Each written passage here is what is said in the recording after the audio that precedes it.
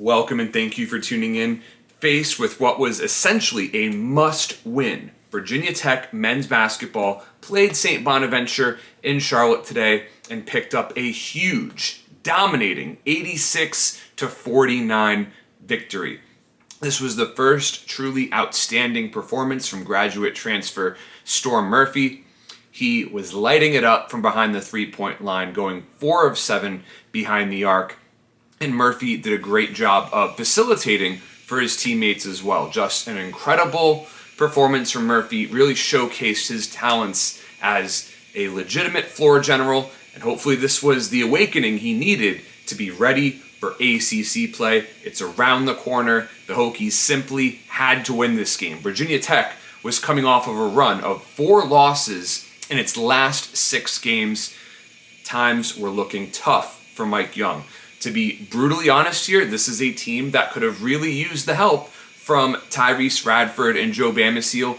Virginia Tech is simply not that athletic of a team, and that lack of athleticism really hurt the Hokies over the past few games. So with that being said, the weakness of this team being athleticism, the strength of this team, absolutely three-point shooting. Hunter Couture broke the 20-point mark for the first time in his career. He shot 5 of 5 behind the three-point line. He was just money from behind the arc. I loved Couture's performance. Player of the game, not only knocked down threes, but was fearless with attacking the rim.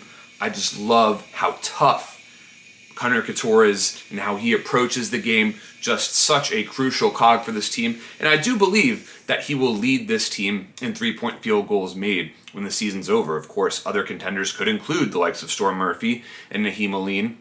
Aline had 9 points in this game. His shot selection was much better. Naheem Aline was really off, as was the whole team in Virginia Tech's last game against Dayton.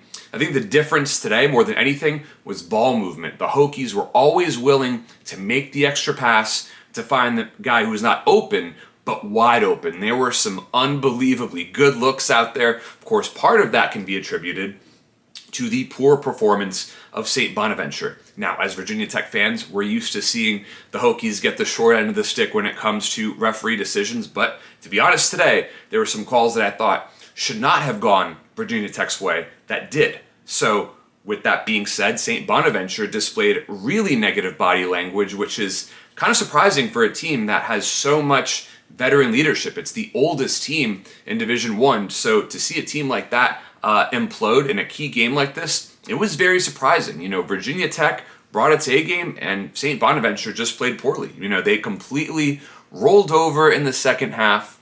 It was a romp. The Hokies were up, by 20 or 22 points heading in half. Virginia Tech scored the first 13 points of the game, so the tone was set immediately. And with the Hokies missing out on so many great opportunities for resume-building wins earlier in the season, this is the momentum builder that not only the Hokies needed, but also the entire ACC conference needed. Heading into conference play, there's only one ACC team ranked in the top 25 right now, which is unfathomable. And for the Hokies to, work their way up in the ACC and hopefully eventually crack the top 25, if that is attainable, they're going to need more great minutes like they had today from the likes of David Gesson. John Ogiaco even had some nice contributions out there. I love the boards that he pulled down, and he had 5 points, as well as Darius Maddox, who can shoot the three and is now getting tougher and stronger to attack the rim. And then, of course, Sean Padula, who is a wonderful passer, great facilitator, took a couple of charges out there, so he might have that Hunter Couture level of toughness as well. So I'm very happy with the overall team performance.